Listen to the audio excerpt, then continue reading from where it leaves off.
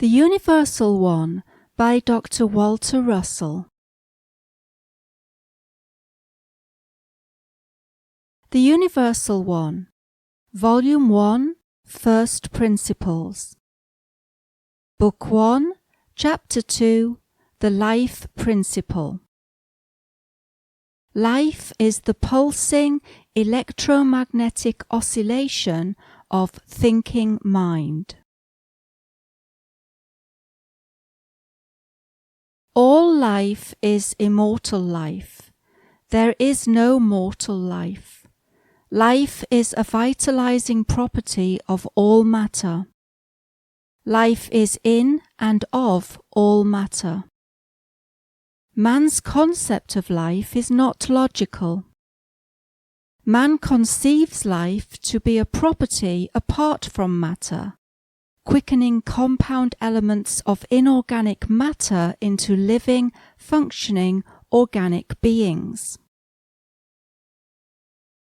Man defines organic matter as that in which life begins to function, imbuing it with vitality and intelligence.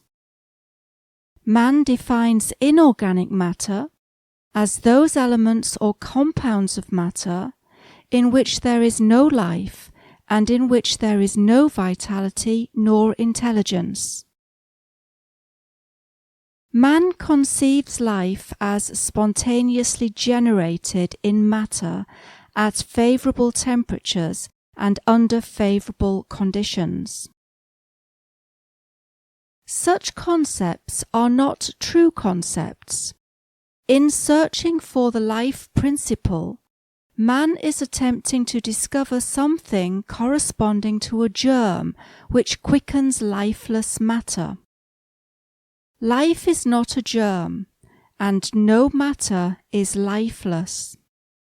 Life is in and of all things from the beginning, always and forever.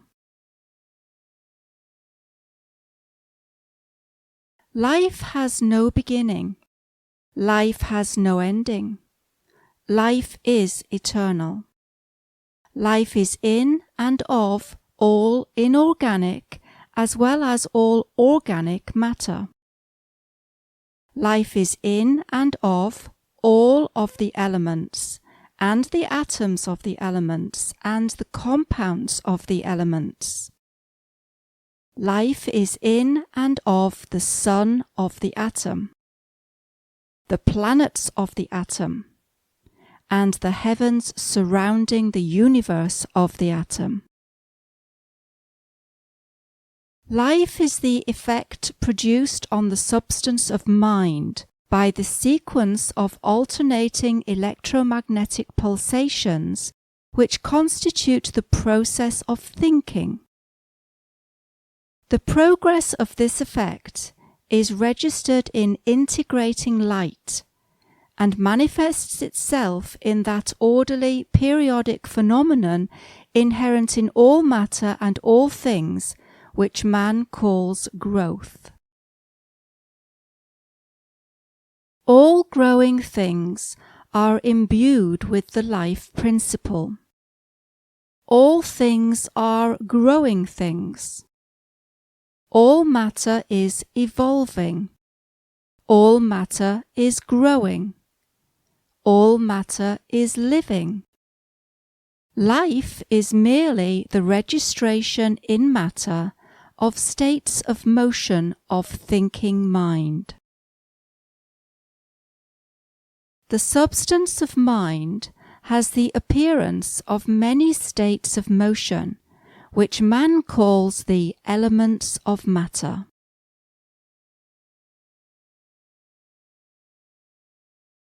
The elements of matter do not vary in substance.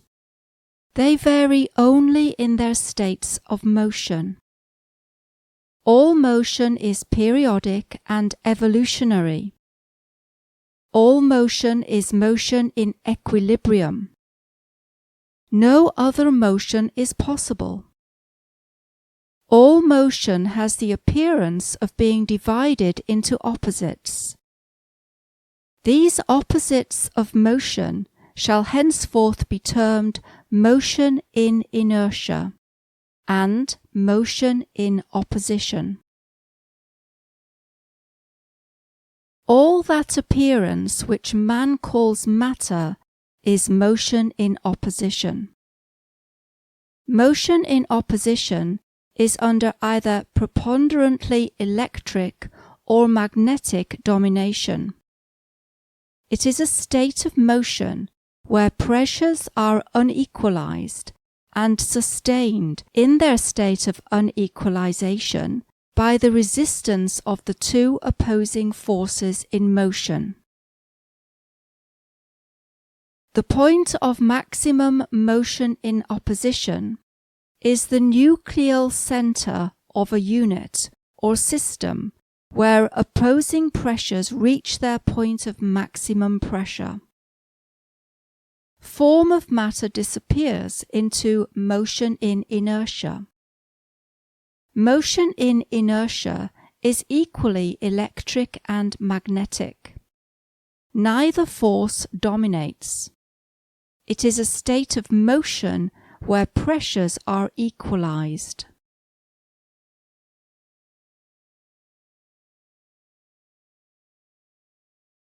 Man's concept of life is energized organic substance. Man's concept of death is de-energized organic substance. There is no death. Life is eternal. The one substance of the universe cannot become de-energized. Man's concept of life belongs to motion in opposition. Man's concept of death belongs to motion in inertia. Life belongs in principle to motion.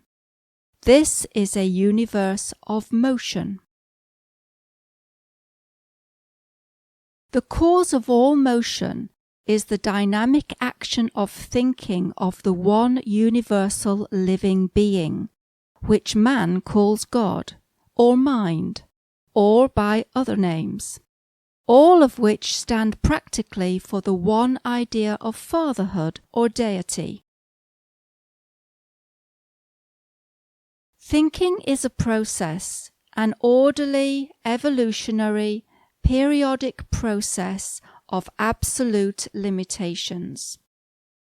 All motion of thinking mind is born in the maximum high speed of the universal constant of energy. It runs the gamut of periodic and opposing deceleration and acceleration in 6 full tones, 1 double tone and a master tone, to each of 10 lowering octaves, and a variable number of midtones in each of the last 4 octaves.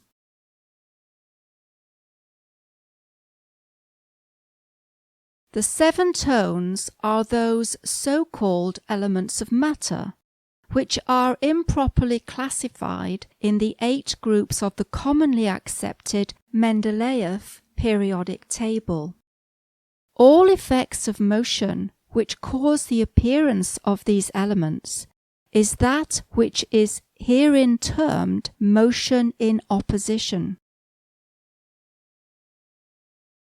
The master tone of each octave is the record of all motion taking place within the octave.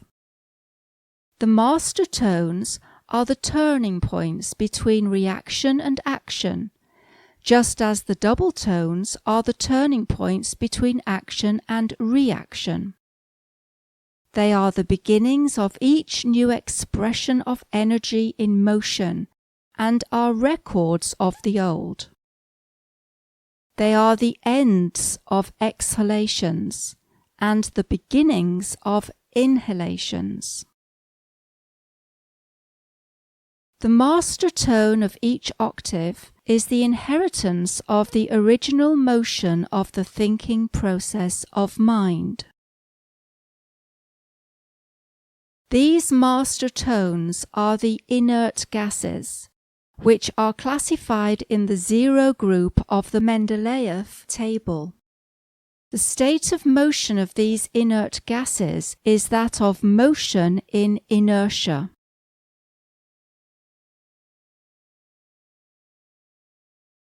Motion in inertia is that state of pressure equilibrium which lies between any two masses. The inertial line or plane is that dividing line or plane toward which all masses discharge their potential. It is the line or plane of lowest potential of two opposing areas of potential where opposing pressures neutralize. This is the plane of minimum pressure of two opposing areas. The master tones, which represent a state of motion in inertia and are the inert gases, bear the same relationship to the elements that white bears to the colors. They are a registration of them all. White is not included in the spectrum, it has no place there. The inert gases should not be included in the elements. They have no place there. Of this, more shall be written later in its proper place. The 10 octaves constitute a cycle of evolving states of motion.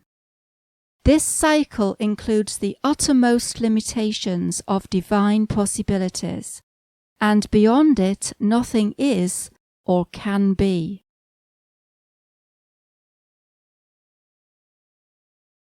Table of the Periodic Law, Mendeleev, 1904. The above is a reproduction of the Mendeleev periodic table of the elements as published in the modern textbooks. It is the present chemical record of the visible universe, or the range of matter within the perception of man as of the year 1904, and to which very slight modifications have since been added. It is correct only in the orderly periodicity of atomic weight, which is mass dimension. In all other dimensions and periodicities, it is wrongly arranged. There is no eighth group. All marked with a circle are out of place in octave periodicity, and those marked with an X are properly placed. The inert gases of the zero group are incomplete, and 3½ octaves are missing. This chart is not a workable or practical chart for chemists' use, for it in no way relieves them of the necessity of experimenting in their laboratories to find out that which should be known in advance of experimenting. All periodicities of all effects of motion can be properly arranged on a workable and dependable chart such as that which has been herein published. Incomplete as this chart is, Duncan says of it in The New Knowledge, "This periodic law of the atoms is God's alphabet of the universe. By means of it, and by means of it only, can we ever hope to spell out the history and the future of creation. It lies here before us, lacking only the master word, the open sesame to creation, and who knows, to the Creator too." Mendeleev Table of the Elements. This improperly arranged and incomplete chart is all that man knows today of the arrangement of the elements. The cycle begins with the highest note and descends the scale sequentially through man's unseen universe until hydrogen, the first element perceivable to man, is reached. There is no unseen universe. Those tones which follow hydrogen are man's visible or physical universe of matter and continue into the 10th octave. Here, elemental integration and disintegration have ended the cycle by the attainment of the equilibrium of its beginning. All motion is oscillatory, swinging in sequence between two apparently opposing forces, gravitation and repulsion, which are respectively electric and magnetic. This oscillatory motion is a pulsating in-breathing and out-breathing, an inhalation and an exhalation, which is a characteristic of all matter, whether it be in units or systems of units or mass. These two apparently opposite forces are the father-mother forces of mind, which added together make but the one force. There is but one pendulum to the cosmic clock.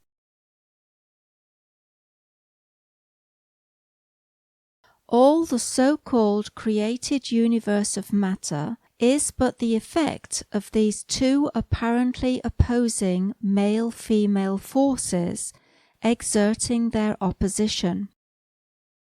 All motion in opposition is both gravitative and repulsive.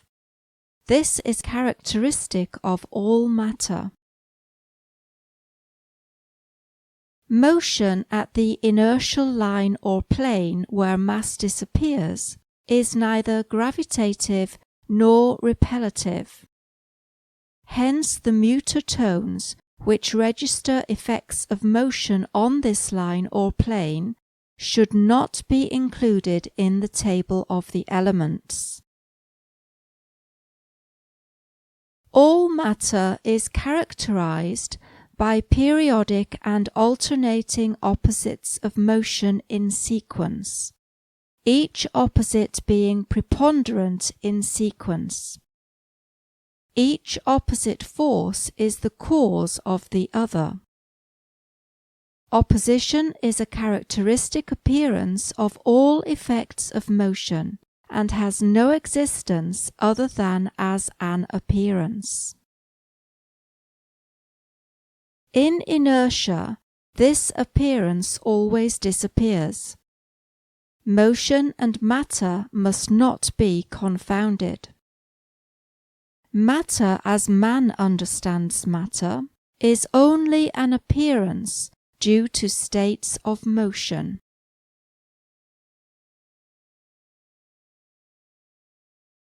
The creation of form in matter is the apparent integration of those things which are and always have been. The decreation of form in matter is the apparent disintegration of apparently integrated things. Creation is transmutation or integration of the one simple indivisible substance into the appearance of many complex substances and things. Creation may be likened unto the assembling of a few letters of type for the printing of a very complex idea.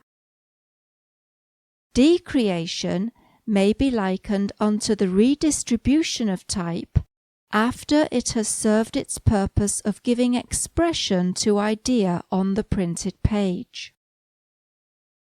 Matter is light crystallized into the complex idea of this universe, exactly as literature is type assembled into the complex ideas of a library. Matter is the registration medium of light, just as letters are the registration medium of literature. Matter is light gravitationally assembled into the appearance of form, and radially disassembled into the disappearance of form. The assembling process is what man calls life. The disassembling process is what man calls death. Light exists as light always and forever. All matter is but a variation of the state of light, due to variation of dimension of the evidence of motion in the wave, by which all motion is expressed. To man, matter means the complexity of many substances and many things.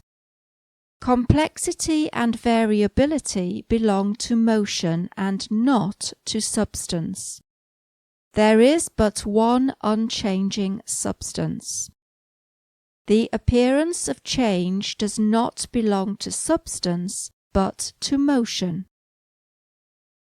Man lives in a universe of motion, a universe of appearances and illusions which deceive him, except for those simple, obvious illusions with which he becomes perfectly familiar. Man will stoutly aver that matter changes and that there are many substances. But he would not dream of contending that the moon runs along the road behind the trees as he runs. Yet one contention would be as reasonable as the other. Matter and mind, and light and energy are eternal. They are constant. They are cause. Form and motion are illusions. They are fleeting. They are effects.